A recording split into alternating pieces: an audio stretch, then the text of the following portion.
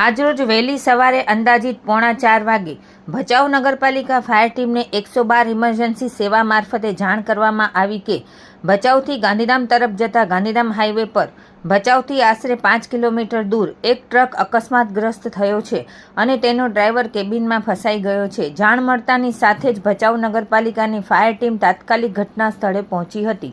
સ્થળ પર નિરીક્ષણ કરતા ડ્રાઈવર કેબિનમાં ગંભીર રીતે ફસાયેલો હતો અને તેના બંને પગ કેબિનના ભાગ નીચે દબાઈ ગયા હતા।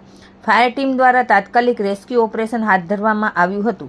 ફાયર વિભાગના વિશેષ સાધનો તેમજ અન્ય જરૂરી ઉપકરણોની મદદથી સતત 1 કલાકની જહેમત બાદ ડ્રાઈવરને જીવિત અને સલામત રીતે બહાર કાઢવામાં સફળતા મળી હતી। ત્યારબાદ 108 એમ્બ્યુલન્સ સેવા દ્વારા તેને વધુ સારવાર માટે સરકારી હોસ્પિટલ ખાતે ખસેડવામાં આવ્યો હતો। આ રેસ્ક્યુ કામગીરીમાં ફાયર વિભાગના પ્રવીણ દાફડા, કુલદીપભાઈ અને શક્તિસિંહે મહત્વપૂર્ણ ભૂમિકા ભજવી હતી। ઉપરાંત 112 ઇમરજન્સી ટીમે પણ પ્રશંસનીય સેવા આપી હતી। આ સમગ્ર કામગીરી ફાયર વિભાગની સતર્કતા, ઝડપી પ્રતિસાદ અને માનવ સેવાના ઉત્તમ ઉદાહરણ રૂપ સાબિત થઈ હતી।